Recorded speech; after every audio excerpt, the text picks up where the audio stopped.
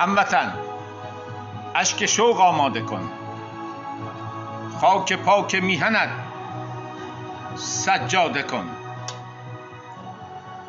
لیک اخبار خوشی در پیش روست، جام میهن را تو جام باده کن.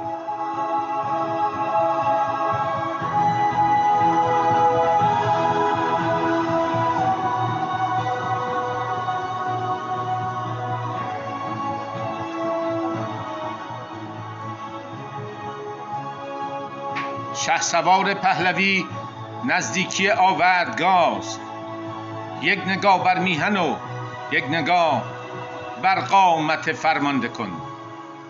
شاه شاهان عازم است و رهسپار، بار دیگر باز ایران خانه را کاشانه کن.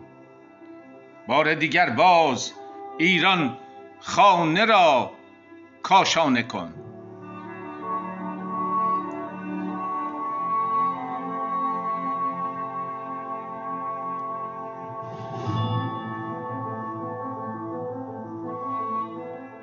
وقت است تا شر هزاران ساله را همچو نادر تازی پرست زشت را پس رانده کن. نقطه عطف وطن اینجاست امروز، بشتاب ملتی از شر خصم آزاده کن. بشتاب ملتی از شر خصم آزاده کن.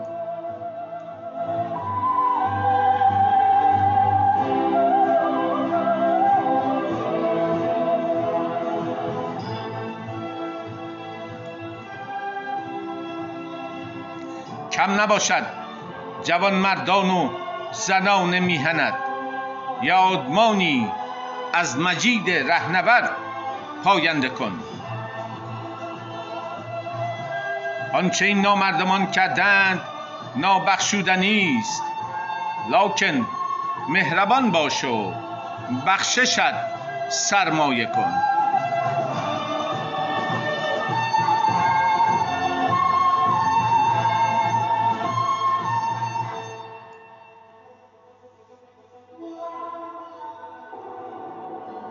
حیله‌گر کذاب و قطاع طریقند، لیک پندار گفتار کردار نیک را سامانه کن.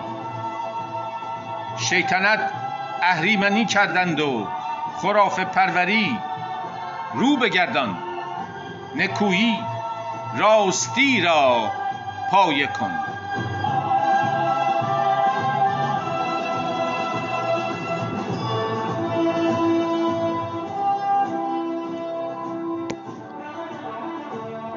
از گذشته پند گیر و توشه های قیمتی، در گذشته زندگی نتوان، حال را پیمانه کن.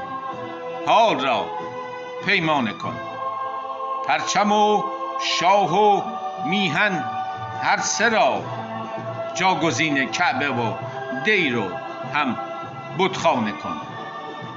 وارث آواز و رقص شعر و شرابی، شاد باش و شاد کن. شهر را میخانه کن. شهر را میخانه کن.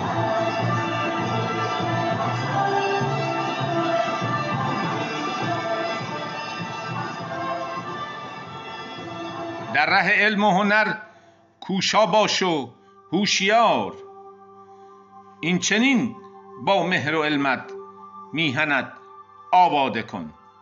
زندگی چند صباحی بیش نیست نازنین، عشق را ره توشه و هم میهنت دلداده کن.